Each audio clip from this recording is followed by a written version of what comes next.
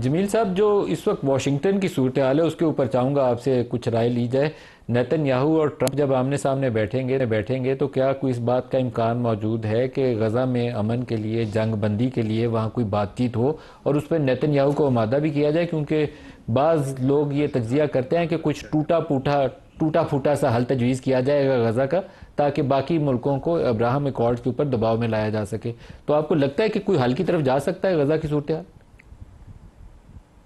मैं थोड़ा सा तारीख़ के पस मंज़र में सिर्फ 30 सेकंड में फिर आपके इसका सवाल के ऊपर मैं आ जाता हूँ। तारीख़ ये है कि जब 1897 में ज़ायोनिज़्म की बुनियाद रखी गई स्विट्ज़रलैंड में, तो वहाँ चंद फ़ैसले हुए जिसके तहत इज़राइल भी बना और जिसके तहत फिर मज़ीद ज़मीनें कब्ज़ा हुई। 554 देहात और शहरों को मस्मार करके फ़लस्तीनियों की 1948 में ज़मीन कब्ज़ा की गई, फिर 1967 में कब्ज़ा की गई। इसके बावजूद कि सिक्योरिटी काउंसिल के जो रेजोल्यूशन नंबर 242 है उसके तहत इज़राइल को ये पाबंद है चैप्टर 6 के तहत यूनाइटेड नेशन चार्टर के कि वो सारी ज़मीनें खाली करे, लेकिन बजाय सारी ज़मीनें वो खाली करने के गोलान हाइट समेत वो मज़ीद कब्ज़ा करता जा रहा है। और आपने देख लिया 7 अक्टूबर के बाद। अब इसका जवाब इस वक्त पहले ये देखें कि मजाज क्या है अमेरिका का और डोनाल्ड ट्रंप का, और उसके पस मंज़र में देख लें कि वहाँ जो इजरायली लॉबी है जिस पे बड़ी किताब भी लिखी गई है और अमेरिका की सबसे मुस्तनद किताब है उस पर, जो वहाँ के प्रोफेसर हैं शिकागो के और बड़े बेहतरीन पॉलिटिकल साइंटिस्ट हैं, उन्होंने साबित कर दिया है कि किस तरह ताने बाने बुने गए हैं पूरे कांग्रेस के इर्द गिर्द और अमेरिकन प्रेसिडेंट के। इस बात को मैं इधर छोड़ते हुए मैं इस पर आ जाता हूं कि डोनाल्ड ट्रंप का एक अलहदा मिजाज है। वो अपने पर्सनैलिटी से डोमिनेट भी करना चाहते हैं और किया भी। देखें, हमें क्रेडिट देना पड़ेगा कि इंडिया पाकिस्तान के हवाले से डोनाल्ड ट्रंप ने मीडिएट किया, पाकिस्तान ने एक्सेप्ट किया। इंडिया अभी तक मैं ना मानूं 15 दफ़ा डोनाल्ड ट्रंप ने इसको रिपीट किया, फिर भी उसके बावजूद जिसका कि उनको नुकसान भी हो रहा है इंडिया को। तो अब उसके बाद ईरान का ये बात दुरुस्त है, जो भी नुकसान हुआ हमें पता है ईरान का। उसके बाद अगर उस पर सीज फायर हुआ तो डोनाल्ड ट्रंप के डायरेक्ट इंटरवेंशन से हुआ। अब गज़ा की बात कर लें। गज़ा की कोई उसकी एक तारीख़ है, ग्रेटर इसराइल का एक मामला है और उस पर एक आइडियोलॉजी है पूरे इजरायली लॉबी की और ज़ायोनिज़म की। तो उस पर ये पॉज नज़र आ रहा है कि इस हफ्ते अनाउंस हो जाएगा ये पॉज। मैं इसको पॉज कहूँगा जंग बंदी को, और वो भी यही कह रहे हैं 60 दिन की। 60 दिन की कोई जंग बंदी तो नहीं होती है ना, 60 दिन की तो पॉज है। और इस पॉज के बाद क्या होगा, हमास को यही है प्रॉब्लम। हमास यही कह रहा है कि अगर जंगबंदी कर रहे हो तो कोई तो एश्योरेंस दो कि इस जंगबंदी के बाद, इस सीज फायर के बाद आप हमें कोई परमानेंट हल के तरफ लेके जाओगे, डायलॉग शुरू करोगे। वो इसकी भी गारंटी दे रहे हैं।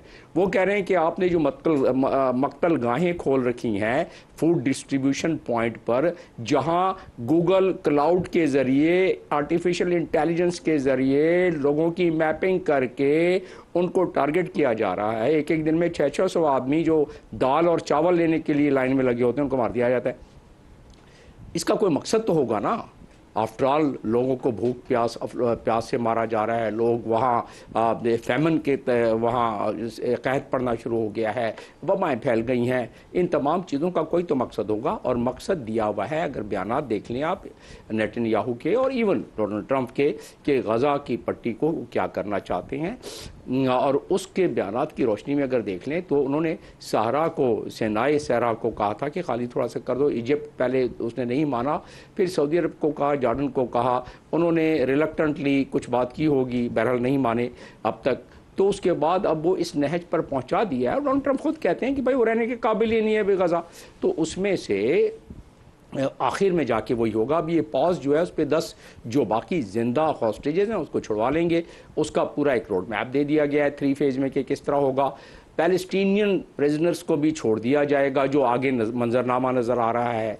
और उसके बाद फिर जो मकसद है, जो कि 1897 से जिस मकसद को हासिल किया जा रहा है, बतदरीज हासिल किया जा रहा है और खूब हासिल किया जा रहा है। इसके बावजूद कि OIC के चार्टर के 14वें पैराग्राफ में और उसके बाद 18वें आर्टिकल में सिर्फ पैलेस्टीन का काज दिया हुआ है, पैलेस्टाइन का काज दिया हुआ है। लेकिन उसकी जो इस मामले में परफॉर्मेंस, हालांकि पाकिस्तान की बड़ी भारी भरकम उसमें आवाज़ शामिल रही है with in international legal framework, और उसके बावजूद उसका अगर जो कर सकते थे कुछ नहीं किया, जो कि उनको अक़वाम मुत्तहिदा के चार्टर आर्टिकल चैप्टर 8 के तहत जब वो फॉर्म की गई OIC जिस तरह के बाकी रीजनल ऑर्गेनाइजेशन, तो उसके फॉर्म होते ही उनको कुछ हकूक थे, उन हकूक का भी इस्तेमाल नहीं किया गया। तो फिर ऐसे में पाकिस्तान की भारी भरकम आवाज़ जो कायदे आज़म के से शुरू हुई और अब तक शुरू है वो तो जारी है, लेकिन बाकी लोग जो हैं जो गिरदो नवा के तो कुछ करें। ये मालूम होता है कि इस हफ्ते